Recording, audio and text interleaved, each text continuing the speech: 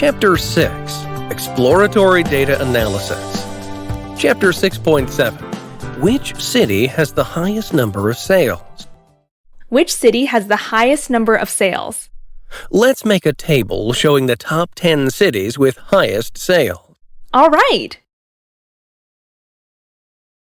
Type the code like this into next code cell of your notebook. What does this code mean?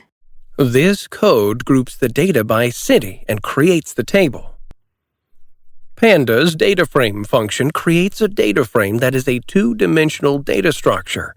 The data is aligned in a tabular fashion in rows and columns. Panda's DataFrame.groupBy function groups the data according to the categories and applies a function to the categories. What does this code mean? This code sorts by descending order according to sales. Panda's sort_values function sorts a data frame in ascending or descending order if past column. Ascending means Boolean value, which sorts data frame in ascending order if true. What does this code mean?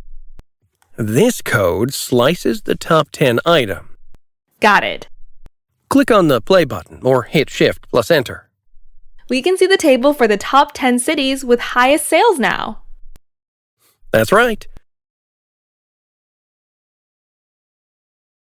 Then let's make a table showing the bottom 10 cities with lowest sales.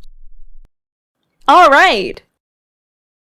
Type the code like this into next code cell of your notebook. What does this code mean?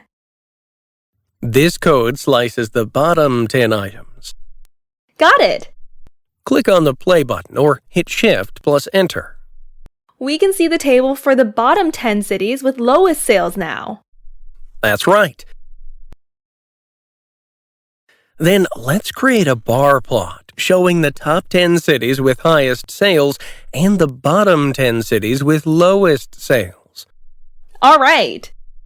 Type the code like this into the next code cell of your notebook.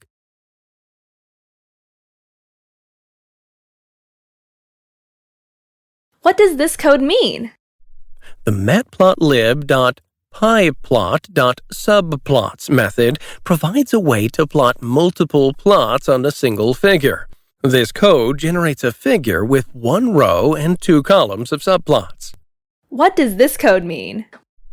This code creates the bar plot for top 10 cities with highest sales. The cborn.barplot function creates bar plots that represent the observed values in rectangular bars. To use this plot, we choose a categorical column for the x-axis and a numerical column for the y-axis. And we'll see that it creates a plot taking a mean per categorical column. What does this code mean? The setYTickLabels function sets a custom tick label for the y-axis. Then we can use the same code above, replacing top 10 cities with bottom 10 cities. Got it. Click on the play button or hit Shift plus Enter.